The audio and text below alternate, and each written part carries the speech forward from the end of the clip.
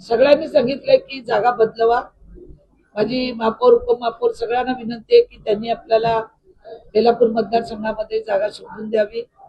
निश्चित स्वरूपामध्ये आपण जागा बदलू. त्या ग्राउंड वरती काही माझं आणलेलं नाही की तिथे झालं पाहिजे, पण 8.5 एकर जागा कधी सिडको ग्राउंड साठी देणार नाही आणि आपल्याला तेवढी जागा मिळत नव्हती म्हणून आपण ती घेतली आणि त्यांना खेळाचं मैदान मी करून देणार बेलापूरमध्ये.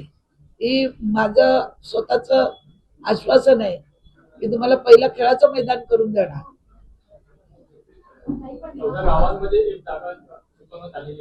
आहे ना ते आपल्याला बेलापूरमध्ये पहिलं कुस्तीचं मैदान होतं, ती मोठी जागा आहे, शुल्कची मागणी केलेली आहे, तिथे आम्ही खेळाचं मैदान निर्माण करणार आणि खेळाडू निर्माण झालेच पाहिजे, तब्येत चांगली राहिलीच पाहिजे. मीच तर त्यांना खेळायला मैदान दिलं होतं, पण हळूहळू त्यांनी एवढं 7-8 एकरची जागा त्यांनी ताब्यात घेतली, मलाही माहिती नव्हतं आणि ते कमर्शियल वापर करत होते. त्याचा वेगवेगळ्या कंपन्या याच्यात त्यांना 8 दिवस 15 दिवसाचं प्रशिक्षणाचे पैसे देत होते आणि त्याच्या तक्रारी मला तिथले ग्रामस्थ जे माझ्याकडे आले होते ग्राउंड मागायला त्यांनीच तक्रारी केल्या त्या.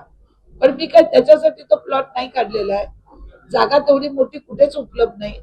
8-10 एकर शिवाय मेडिकल कॉलेज आणि हॉस्पिटल होऊ शकत नाही, म्हणून त्या जागेला आम्ही महत्व दिलं. 14 गावामध्ये आरोग्य केंद्र होतं पूर्वी, ते होईल.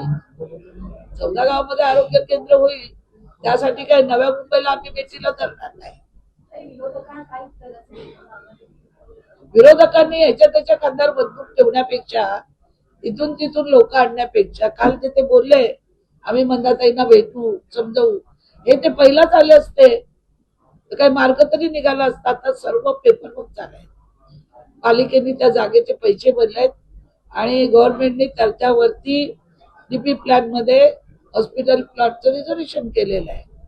त्याच्यामुळे ते पहिले आले असताना अजूनही माझं त्यांना आव्हान आहे की बेलापूरमध्ये त्यांनी तेवढी जागा मला बाजूला द्यावी, आपण त्यांना ते मैदान सोडून देऊ. माझं काय त्यांच्याशी दुश्मनी पुढे खेळाडूंची, मीच तर दिलं होतं माझंच लेटर पॅड.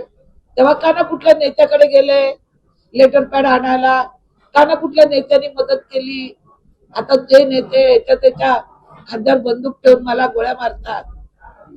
मी तर एक महिला, काम करणारी महिला आहे रात्रंदिवस, आणि ती करत राहणार आहे.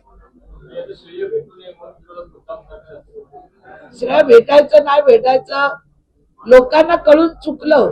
उलट त्यांनी जेवढ्या अडचणी आणल्या, या मी जेवढ्या परवानगी आणल्या तेवढ्या वेळात ते कोर्टात गेले, तेवढ्या अडचणीवर मी मात केलेली आहे. आज जनता काय लिहिते, मला काय टोल करते बघा. हॉस्पिटल किती गरजेचं आहे, जा माझ्या वेबसाईटवर बघा काय काय लोक बोलतात. काही तुम्ही आगे बढो, हमारे साथ में हॉस्पिटल लढायला आम्ही उतरू. आज तरुणांना पाहिजे, ती गरज आहे, त्यांच्यात त्याला काम मिळणार आहे.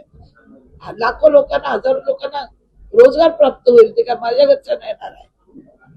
एक परिसर सुंदर होईल. ते पहिल्यापासून विरोध करत होते आणि त्यांना माहितीये की आपली लोक बसली का त्याला विरोध करू आणि आपण मार करू.